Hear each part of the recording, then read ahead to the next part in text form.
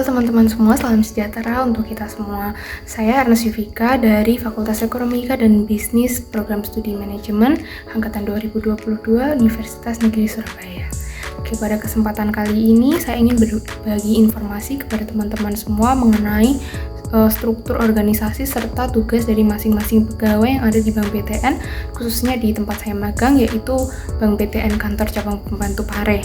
Nah, untuk struktur organisasi Bank BTN di KCP Pare ini terdiri dari beberapa fungsi utama, yaitu yang pertama ada sub-branch head, lalu yang kedua ada operation service and supervisor, lalu yang ketiga ada consumer loan service, lalu selanjutnya ada funding staff, teller, customer service, satpam, pramusaji, dan juga driver. Nah, setiap fungsi ini memiliki peran spesifik yang saling terhubung satu sama lain untuk memastikan operasional cabang berjalan dengan optimal. Nah, yang pertama-tama langsung saja saya akan menjelaskan tugas ya dari sub-branch head. Nah, sub-branch head ini biasa kita ketahui sebagai kepala cabang pembantu. Sub-branch head ini adalah pimpinan utama tingkat kantor cabang pembantu. Tugas dan tanggung jawabnya yaitu meliputi memimpin dan mengkoordinasikan seluruh aktivitas operasional dan bisnis di cabang. Lalu yang kedua, menetapkan target kinerja dan memastikan seluruh unit bekerja selaras untuk mencapainya. Lalu yang ketiga, melakukan monitoring terhadap pelayanan pemasaran dan kepatuhan regulasi. Lalu yang keempat, berperan sebagai penghubung antara cabang dengan kantor wilayah maupun kantor pusat. Oke, baik, yang di posisi selanjutnya ini ada operation service dan supervisor. Operation service dan supervisor memiliki peran sebagai pengawas operasional harian. Tugas utamanya yaitu meliputi mengawasi dan mengendalikan proses operasional di front office maupun back office. Lalu yang kedua, memastikan transaksi berjalan sesuai prosedur dan kebijakan bank. Lalu yang ketiga, melakukan supervisi terhadap teller dan customer service, serta memberikan solusi atas permasalahan operasional harian, serta menjaga kepatuhan terhadap prinsip kehati-hatian. Oke, baik, di posisi selanjutnya ya ini ada consumer loan service atau yang biasa disebut sebagai petugas kredit. Consumer loan service atau petugas kredit ini bertugas dalam bidang layanan kredit consumer. Antara lain bertugas memproses dan menganalisa permohonan kredit nasabah seperti KPR, kredit kendaraan, atau kredit multiguna, dan juga melakukan survei kelayakan calon debitur. Lalu yang kedua, mengelola administrasi kredit hingga tahap mulai dari administrasi kredit hingga tahap realisasi pinjaman. Lalu yang ketiga, bekerja sama dengan frontliner dan funding untuk cross-selling produk pembiayaan.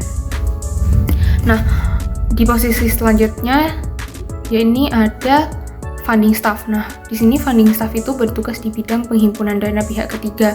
Tanggung jawabnya mencakup menjual produk-produk tabungan, giro, dan deposito, lalu melakukan pendekatan, akuisisi, dan pemeliharaan hubungan dengan nasabah. Lalu yang selanjutnya memberikan edukasi tentang fitur produk dana dan digital banking. Lalu yang selanjutnya bekerja sama dengan unit lain untuk menawarkan solusi keuangan yang terintegrasi. Nah, baik, di posisi selanjutnya ini ada teller. Teller adalah frontliner yang menangani transaksi keuangan nasabah.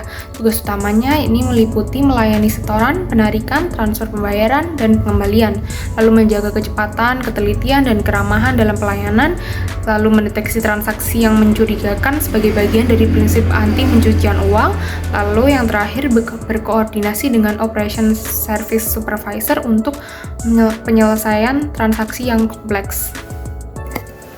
Oke, lanjut untuk posisi selanjutnya yakni ada customer service. Nah, customer service berperan sebagai garda depan dalam pelayanan nasabah non-transaksional. Tugas-tugas utamanya adalah melayani pembukaan rekening baru, perubahan data nasabah, penggantian kartu, dan juga layanan administrasi lainnya. Yang kedua, menangani keluhan dan memberikan solusi kepada nasabah. Lalu yang ketiga, mengedukasi nasabah tentang layanan digital BTN seperti mobile banking dan internet banking atau yang sekarang sudah berubah menjadi aplikasi Balai BTN. Lalu yang terakhir, membantu cross-selling produk Bank BTN dengan pendekatan konsultatif. Nah, untuk di posisi selanjutnya ini ada satpam. Nah, satpam ini bertanggung jawab menjaga keamanan lingkungan kantor serta kenyamanan nasabah dan karyawan. Tugas-tugasnya diantaranya menyambut dan mengarahkan nasabah ke layanan yang sesuai, mengawasi area kerja untuk mengantisipasi potensi risiko keamanan, lalu membantu dalam pengaturan antrean nasabah di area pelayanan. Lalu yang keempat, mendukung kelancaran operasional harian dan dengan sigap dan responsif. Nah, yang selanjutnya di sini ada pramusaji atau office boy. Pramusaji berperan dalam mendukung kenyamanan operasional kantor. Tugas-tugasnya diantaranya yakni menjaga kebersihan ruang kerja, area pelayanan, dan juga fasilitas umum, lalu menyiapkan kebutuhan konsumsi, rapat, ataupun tamu. Dan yang ketiga, membantu tugas-tugas administrasi ringan untuk mendukung kelancaran operasional kantor. Semua fungsi ini berjalan melalui alur kerja yang terkoordinasi mulai dari satpam yang melakukan penyambutan nasabah dan juga mengarahkan ke customer service atau ke teller, kemudian customer service ataupun teller yang menginformasikan kepada funding staff atau consumer loan service jika ditemukan potensi kebutuhan pembiayaan, lalu funding staff menawarkan produk penghimpunan dana, sementara consumer loan service menawarkan produk pembiayaan, dan juga selanjutnya operation service memastikan seluruh proses berjalan sesuai SOP dan kualitas pelayanan yang terjaga, dan juga Saprencat mengawasi keseluruhan kinerja, memberikan arahan yang strategis, dan juga mengambil keputusan jika diperlukan. Nah, keberhasilan dari Bank BTN KCP Pare ini adalah hasil dari kolaborasi, koordinasi, dan juga sinergi yang kuat antara semua pegawainya. Setiap peran sekecil apapun memberikan kontribusi nyata dalam membangun kepercayaan nasabah dan mencapai pertumbuhan bisnis yang berkelanjutan. Sekian informasi yang dapat saya berikan. Sampai jumpa.